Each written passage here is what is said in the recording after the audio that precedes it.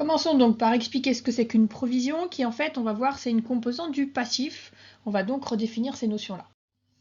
On va commencer par le bilan. Donc ici, nous avons le bilan, nous avons l'actif et nous avons le passif. Donc grosso modo, il y a ce que l'on a et ce que l'on doit. Nous, on va se positionner du côté du passif, et si on regarde au niveau du passif, on va trouver une catégorie ici qui est en dessous des capitaux propres, qui est provision réglementée, qui fait partie en fait des capitaux propres, ça fait partie du total 1.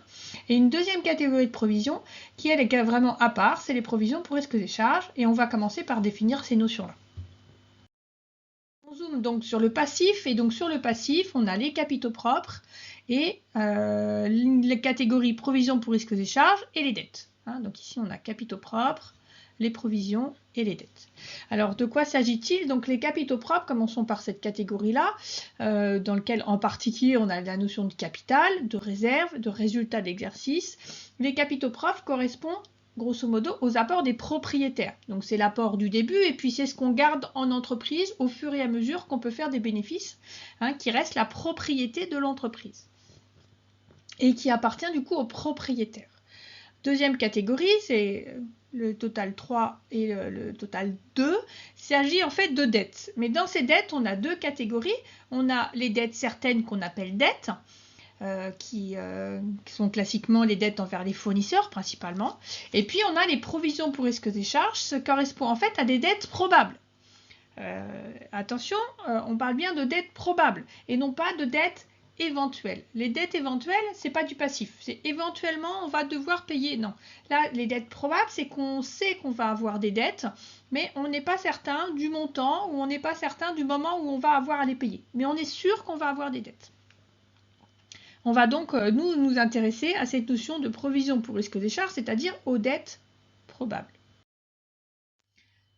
Donc en fait, si on regarde notre catégorie ici de dettes, donc on a les provisions pour risque et charges et en dessous les dettes. Et dans les dettes, on a les emprunts et dettes assimilées et les fournisseurs et comptes rattachés. Et en fait, au niveau de ce passif, on a classé du moins certain au plus certain. C'est-à-dire que ce que l'on met dans la catégorie fournisseur, eh bien, on est certain du montant qu'on doit payer. On a même la date limite à laquelle on doit payer. Alors qu'au niveau des provisions pour risques et charges, on n'est pas certain soit du moment à laquelle on va devoir payer, soit du montant. Donc en fait, la dette, c'est un passif certain et sur son montant et sur son échéance, alors que la provision, c'est un passif certain, mais on n'est pas sûr du montant ou on n'est pas sûr de l'échéance. Et je vous rappelle, ça reste très important, lorsqu'on passe une commande, c'est une dette éventuelle. Et attention, ce n'est pas un passif, c'est quelque chose qu'on mettra en annexe. Typiquement, c'est l'information qui va compléter les états financiers, mais ça n'apparaîtra pas au passif du bilan. Voilà, on va revenir donc maintenant sur le cœur du sujet, c'est-à-dire les provisions pour risques et charges. Alors, cette provision pour risques et charges, on va voir donc deux catégories, les provisions pour risques et les provisions pour charges. Donc, les provisions pour risques, eh bien, je sais que je vais avoir un risque. Je peux avoir un risque de litige, un risque de cours de change. Ce risque existe. Et donc, l'idée, c'est d'enregistrer aujourd'hui les risques qui sont liés à l'activité de l'entreprise. La deuxième catégorie, c'est les provisions pour charges. C'est-à-dire que je sais que je vais devoir avoir à supporter des charges futures. Je ne suis pas sûr du montant, je ne suis pas sûr de la date, et donc je vais passer une provision pour charge. Ces provisions, de façon générale, en fait, c'est une application du principe de prudence.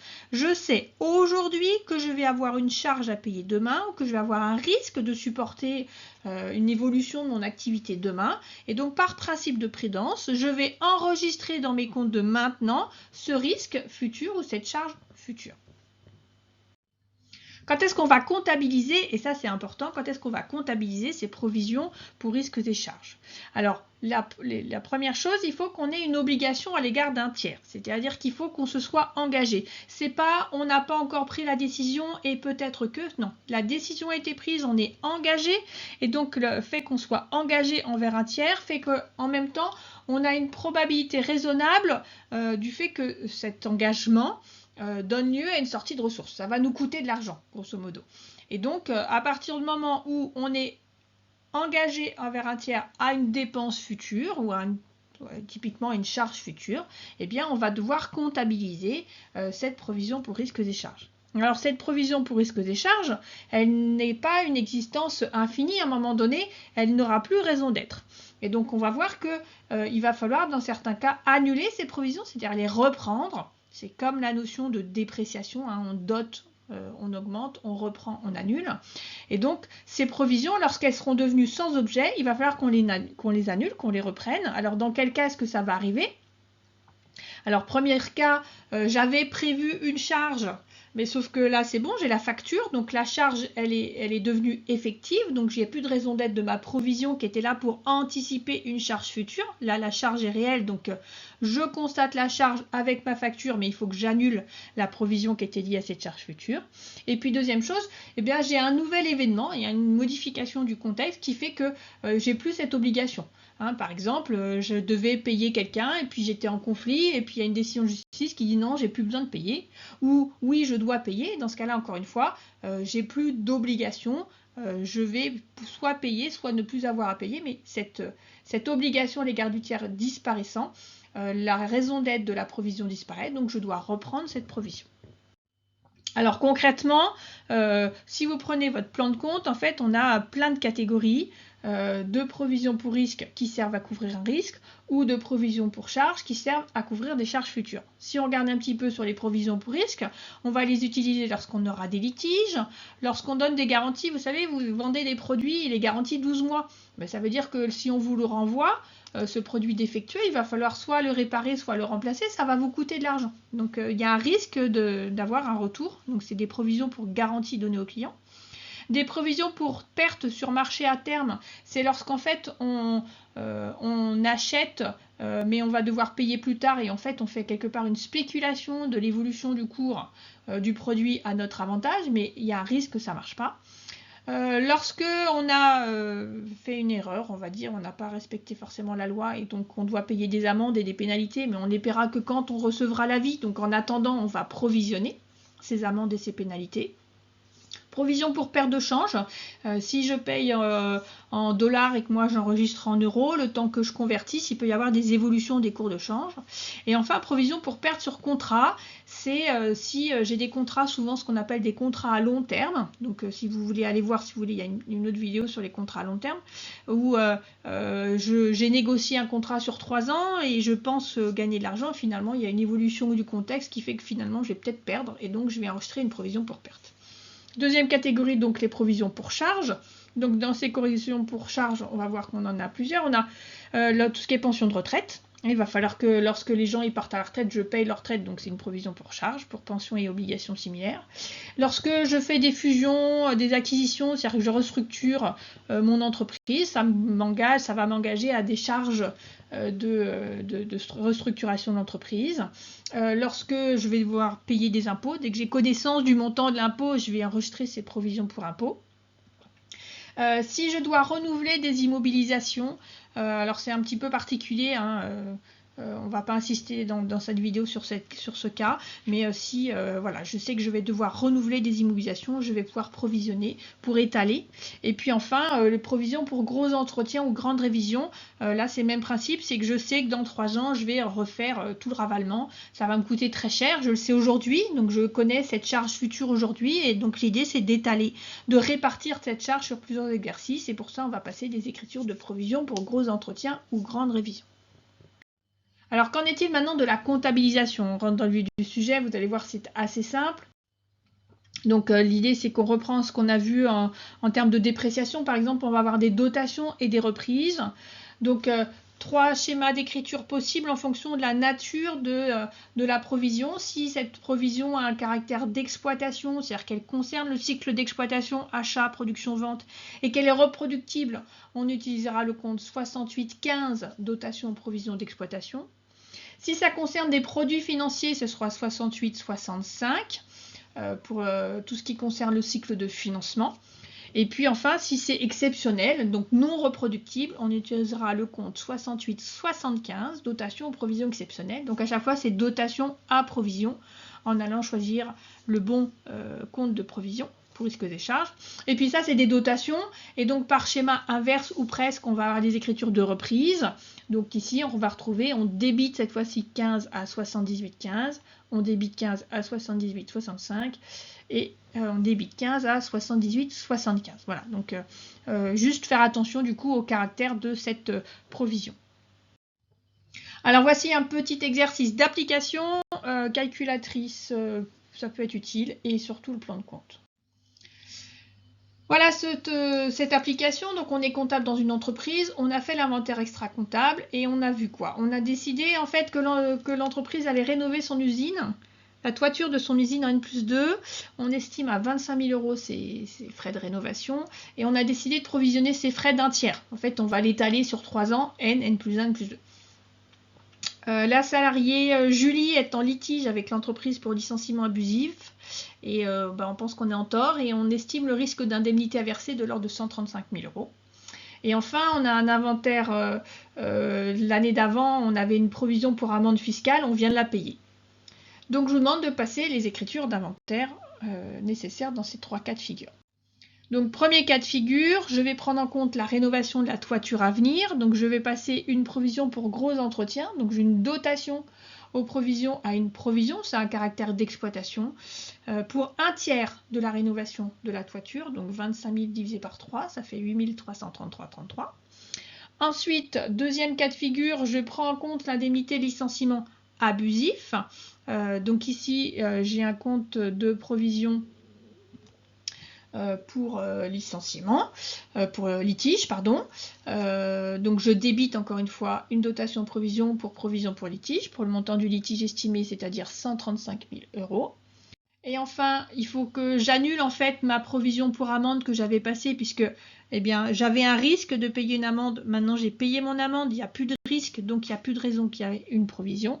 Donc une écriture de reprise, je débite 15,14 à je crédite 78,15 reprise aux provisions pour l'exploitation pour le montant qui existait déjà, c'est-à-dire 12 300.